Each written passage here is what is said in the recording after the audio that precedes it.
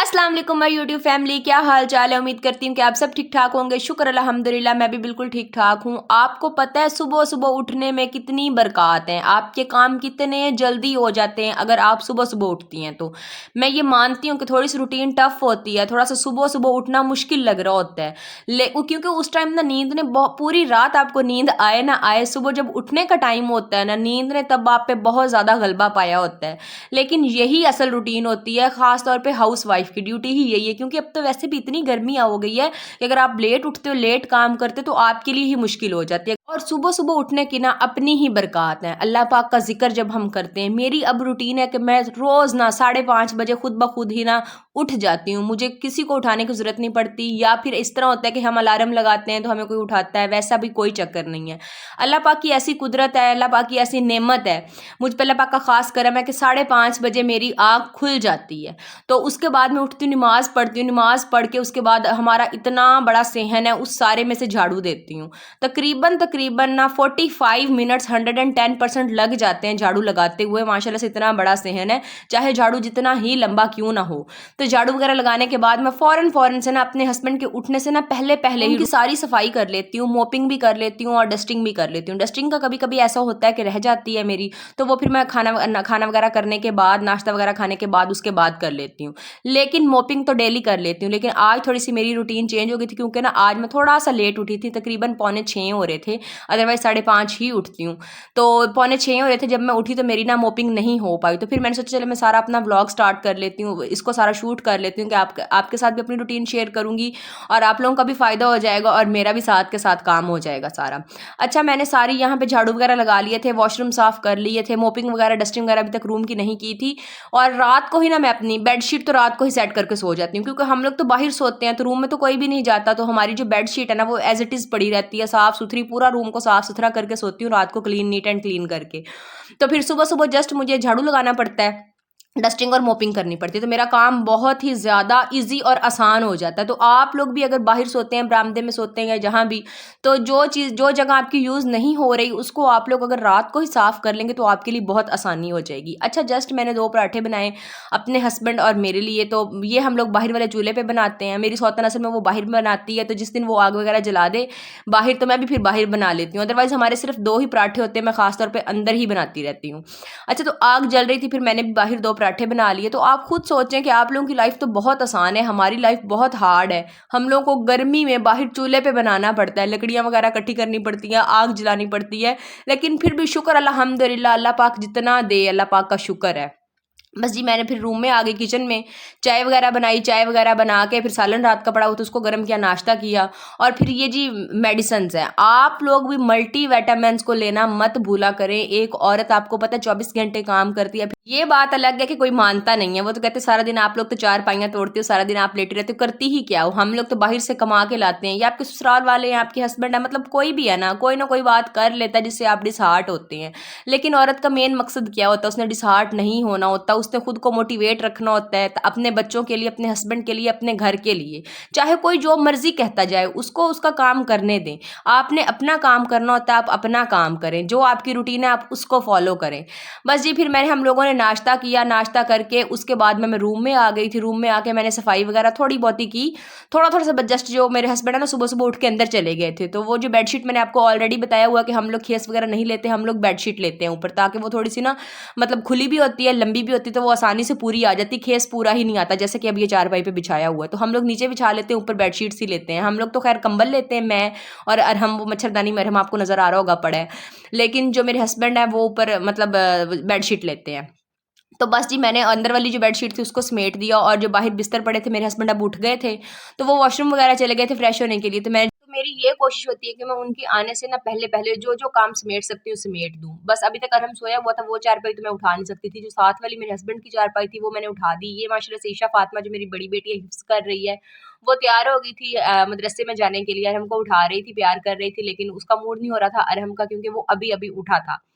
तो जी बस फिर मैंने बिस्तर वगैरह समेटे, जो रूम का था, रूम की अभी तक क्लीनिंग मैं बाद में करूँगी। आज मैंने आपको बताया कि थोड़ी-सी मुझे आज लेट हो गई है। पहले तो मैं पहले ही सुबह-सुबह ही क्लीनिंग कर लेती हूँ। मीन ये कि मैं 8 बजे तक ना बिल्कुल टोटली फ्री हो जाती हूँ। तो जस्ट बिकॉज़ ऑफ कि मैं सुबह अर्ली मॉर्निंग उठने के ना अपनी ही बरक़ात है। बिलीव मी, आपको इतना सुकून होता है, आप एक रूटीन बस बना लें। रूटीन ठीक है, बनाना मुश्किल होती है, लेकिन पहले आपको 1 दिन मुश्किल होगी, 2 दिन मुश्किल होगी, 3 दिन मुश्किल होगी, लेकिन 10 दिन, 21 दिन, कम से कम ना 21 दिन या 45 दिन आप कोई भी काम रेगुलर करते हैं ना, तो आपकी रूटीन बन जाती है। आप इसको फॉलो ज़रूर करके देखें, और ना आप लोग की फैमिली वाले जब भी उठते हैं ना, तकरीबन घंटा नहीं तो आधा घंटा तो उससे कम से कम पहले आप लोग लाज़मी उठा करें। फिर ही आप लोग जो आपके काम है ना, उनको अच्छे तरीके से मैनेज कर सकते हैं और पूरा कर सकते हैं। ख़ास तौर पे जिनके बच्चे स्कूल जाते हैं, जिनके हस्बैंड ऑफिस जाते हैं, फैक्ट्री जाते हैं, कहीं मजदूरी करते हैं, या मतलब कोई भी काम करते हैं। मेरे हस्बैंड अब दूध लेने के लिए जाते हैं, तो वो भी अर्ली मॉर्निंग जाते हैं। तो मैं ये भी कर सकती हूँ कि जब वो आए तब भी उन्हें खाना दे सकती हूँ, लेकिन उन्हें 11-12 बज जाते हैं वो आते-आते।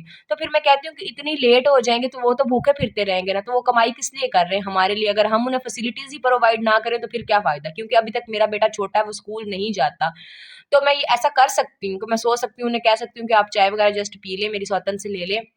लेकिन नहीं, मैं खुद उठती हूँ, उनके लिए नाश्ता बनाती हूँ, उनकी छोटी से छोटी और बड़ी से बड़ी चीज़ का ख़्याल रखती हूँ, उनके शूज़ कहाँ हैं, उनके कपड़े उन्होंने कौन से पहनने हैं। अब सर्दियों में ये था कि हम लोग कपड़े वग़ैरह प्रेस नहीं करते थे, बिजली की बचत के लिए ख़ास तौर पे हम लोग ना वॉशिंग वेयर के कपड़े मैं जैसे ही धोती थी ना, धो के मैं उनको जो हमारे हैंगर होते हैं उनमें लटका देती थी, तो उनमें इतने ज़्यादा बल और सिलवटें नहीं पड़ती थी।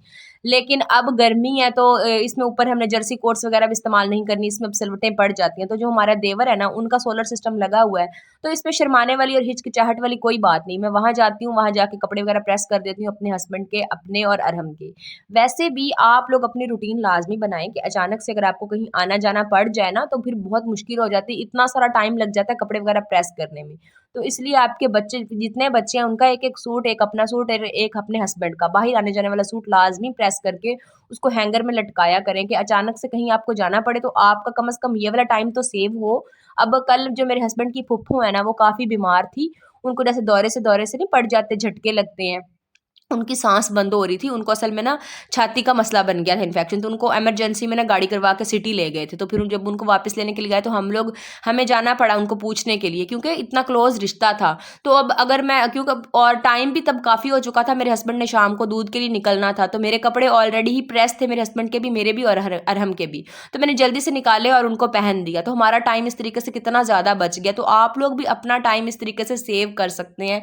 ये ना छोटी-छोटी सी बातें होती हैं, छोटी-छोटी सी हैबिट्स होती हैं जिनको हम अपनाते हैं। जो एक औरत होती है ना, वो पूरे घर पे उसकी नज़र होती है। ये नहीं होता कि उससे कोई चीज़ ओझल होती है या उसको किसी चीज़ का नहीं पता होता। उसको सब चीज़ों का पता होता है कि मेरी कौन-सी चीज़ कहाँ है, ये चीज़ मेरी ज़ाया हो रही है, ये चीज़ मेरी एक्स्ट्रा पड़ी है। कभी-कभी ऐसा होता है ना कि हमारे घर में बहुत सारी चीज़ें होती हैं, तो आप लोग ऐसा ज़रूर किया करें कि चीज़ों को ज़ाया मत किया करें। अब मैं अपने हमारे रिलेटिव्स ही हैं, उनका नाम नहीं लूँगी, तो लेकिन जस्ट ये आपको मतलब समझाने के लिए बात करूँगी कि कुछ लोग इस तरह होते हैं कि वो खाना वगैरह बना लेते हैं ना काफ़ी ज़्यादा मिकदार में ज़्यादा ना भी बनाएँ, तो आपको पता है वो क्या करते हैं, वो किसी को देते नहीं हैं, फेंक देते हैं। तो इस तरीके से करना मुनासिब नहीं होता। अगर आपके पास एक्स्ट्रा चीज़ पड़ी है तो उसको ज़ाया करने की बजाय किसी को दे दी जाए, किसी गरीब को दे दी जाए, किसी रिलेटिव को दे दी जाए, आस-पड़ोस में दे दी जाए। इस तरह होता है ना, अब हमारे घर में तकरीबन मैं और मेरे हस्बैंड होते हैं ना, खाने की बात कर रही हूँ, वैसे तो जॉइंट फैमिली माशाल्लाह काफ़ी ज़्यादा है। खाने में हम दोनों का खाना होता है ना, तो जब कभी मुझसे खाना ज़्यादा बन जाए ना, तो मैं क्या करती हूँ, कौली में डाल के आस-पड़ोस में जिनसे हमारा क्लोज़ ज़्यादा होती हूँ, उन्हें दे देती हूँ, अपनी मामा के घर भेज देती हूँ, या फिर जो मेरे नंद लोग हैं उनको दे देती हूँ। तो इस तरीके से हमारा सालन फिर कम हो जाता है, या फिर मैं अपनी सौतन से ये बोलती हूँ कि आप आज खाना मत बनाना, मुझसे ही सालन ले लेना, तो यही हमें पूरा आ जाएगा।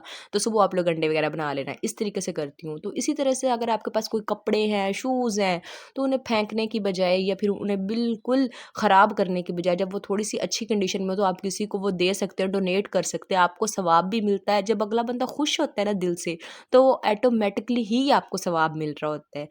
तो ये सारे काम देखना, सँभालना औरत का काम है।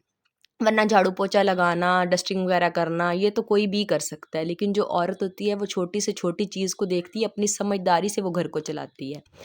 अच्छा जी, यहाँ पर मैंने सारी सफाई कर ली थी टोटली, तो यहाँ पे मैं मोपिंग कर रही थी। कल भी असल में मुझसे मोपिंग नहीं हुई क्योंकि कल बिल्कुल मेरा उठने को मूड नहीं हो रहा था, बिल्कुल अजीब-सी कैफ़ियत हो गई थी। हालाँकि मैं सुबह-सुबह जल्दी उठी थी, लेकिन फिर भी मैंने मोपिंग नहीं की। अब ये भी नहीं होता कि आप हर काम में परफ़ेक्ट हो।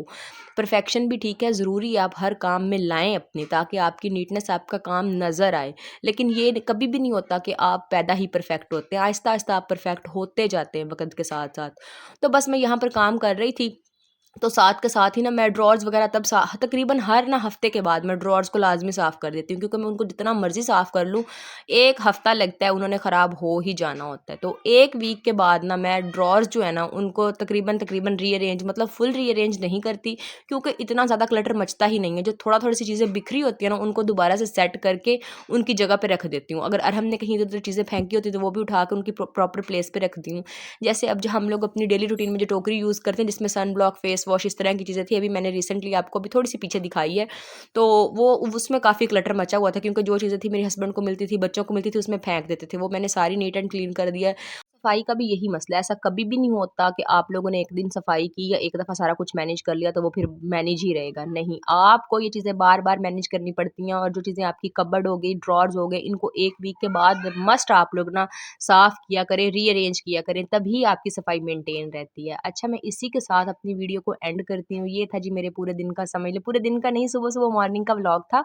तो ये सारी मेरी सुबह-सुबह की रूटीन थी। तो आप लोग भी इस तरीके से इस रूटीन को फ़ॉलो कर सकते हैं, और अपनी मॉर्निंग को ज़्यादा स्ट्रेस फ्री और एनर्जेटिक जो है ना वे में आप लोग गुज़ार सकते हो, और आपके सारे काम भी हो जाएँगे, सारे मैनेज, और आपको चीज़ें भी टाइमली मिल जाया करेंगी इस तरीके से, और जो आपके सारे काम है ना वो भी टाइम से हो जाएँगे आपको। अच्छा जी, अगर आप लोग चैनल पर नए हैं तो काइंडली इसको लाइक करें, शेयर करें और सब्सक्राइब करें। मिलते हैं नेक्स्ट वीडियो में, तब तक के लिए अपना बहुत सारा ख़्याल रखिएगा। अल्लाह हाफ़िज़।